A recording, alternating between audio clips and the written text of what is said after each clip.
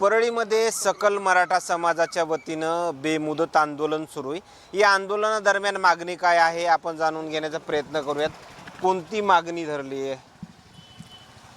सुरुवातीला सूर्योदय न्यूजचे धन्यवाद आपल्या माध्यमातून या ठिकाणी आम्ही सांगू इच्छितो की मराठा भवनची मागणी परळी शहरामध्ये अनेक वर्षापासूनची आहे आणि त्या मराठा भवनसाठी 7 मे 2023ला तत्कालीन पालकमंत्री यांनी इंडस्ट्रियल एरियातली जागा देऊ पण केली होती।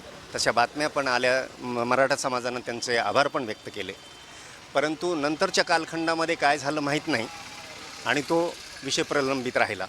मग आम्ही 2-3 वर्ष वाट पाहून परत आता आम्ही नगरपालिकेकडे मागणी करतो आहे की मराठा भवन पाहिजे कशाला, तर त्या मराठा भवनच्या माध्यमातून आम्हाला सामूहिक विवाह सोहळे करता येतील, आमच्या मुलामुलींसाठी वसतिगृह तिथं करता येईल, अभ्यासिका करता येईल, येणाऱ्या पिढीसाठी म्हणून बऱ्याचशा गोष्टी एज्युकेशनच्या असतील, मग आरोग्याच्या असतील, कौटुंबिक असतील, सामाजिक असतील, तर ह्या गोष्टी आम्हाला त्या मराठा भवनच्या माध्यमातून राबवायच्या आहेत। म्हणून नगरपालिकेनं आम्हाला त्याच्यासाठी जागा द्यावी यासाठी आम्ही वारंवार पत्रव्यवहार करून ती न झाल्या कारणाने आम्ही इथं आता ठिय्या आंदोलनासाठी ही मागणी तर लावून धरली, मात्र उपोषणाला बसण्याच्या अगोदर प्रशासनानं तुमच्यासोबत काही चर्चा वगैरे केली का? नाही, हे ठिय्या आंदोलन आहे, उपोषण नाही। आणि मागच्या 1.5 महिन्यापूर्वी या ठिकाणी सकल मराठा समाजाच्या वतीनं नगर परिषदेला निवेदन देण्यात आलं। 1 मे दिवसाची तारीख या ठिकाणी आंदोलनाची दिली होती। त्यानंतरही नगर परिषदेच्या विनंतीला मान देऊन पुन्हा 10 दिवसाचा वेळ त्या ठिकाणी समाजाच्या वतीनं देण्यात आला आहे।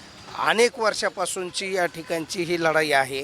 परळीमध्ये मराठा समाजाला कुठल्याही प्रकारची बसायला उठायला जागा नाही आणि एवढ्या मोठ्या महत्त्वाचा जिव्हाळ्याचा प्रश्न मागच्या कित्येक वर्षापासून हे रेंगाळत पडलेला आहे।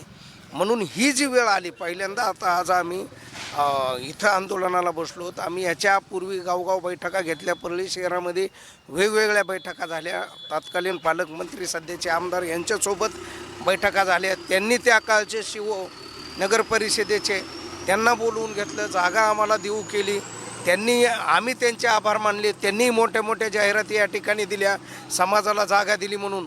आणि त्याच्यानंतर जैसे ते परिस्थिती ही आता कोणती जागा उपलब्ध आहे असं काही सांगण्यात येते का नगराध्यक्ष किंवा प्रशासनाकडून? आता सर्वात मोठी गोष्ट अशी आहे की मराठा समाज हा परळी तालुक्यामध्ये मोठ्या संख्येने असूनसुद्धा परळी शहरामध्ये सर्व जाती धर्माच्या लोकांना भवन दिलेले आहेत।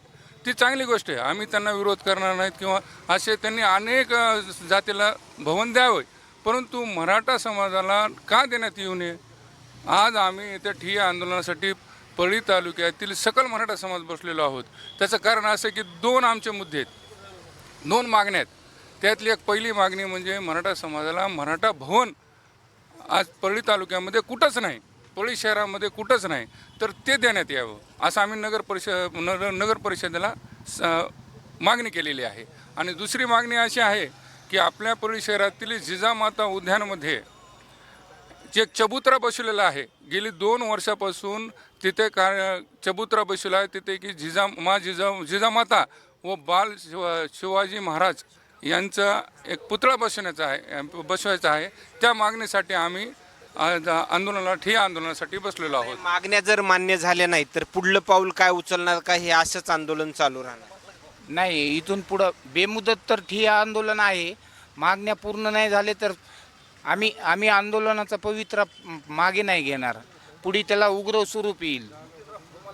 आता किती जण तुम्ही हे आंदोलन वगैरे करताय? जवळपास समाजामध्ये सर्व तालुका स्तरातले सकल मराठा समाज ह्या आंदोलनामध्ये सहभागी होत आहे। ठिय्या आंदोलन असल्यामुळं वेळेअभावी जसं जसं शक्य होईल चळवळीत काम करणारे समाजातले प्रत्येक घटकातले समाज बांधव येत आहेत।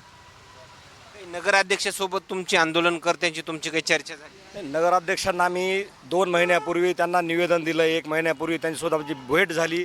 नगराध्यक्ष मॅडम स्वतः आल्या होत्या, त्यांनी सांगितलं तुम्हाला महिन्याभरामध्ये आम्ही जागा उपलब्ध करून देऊ आणि 5-5.5 कोटी निधी आम्ही तुम्हाला देऊन काम सुरू करू, परंतु त्यांनी आमच्यासोबत कुठलाही पत्रव्यवहार केला नाही, बोलल्या नाहीत, कोणी काही नाही। परंतु गेल्या 2 वर्षापूर्वी नामदार धनंजय मुंडे साहेबांनी आम्हाला आश्वासन दिलं होतं की या परळीमध्ये दीनदयाल उपाध्याय गार्डन जागा आम्हाला दिली होती, पण त्यानंतर त्यांनी सांगितलं वर्क ऑर्डर झाली, परंतु नंतर काय झालं आणि काय नाही ती जागा आम्हाला मिळाली नाही. त्या जागेवर गार्डन उभा टाकलं.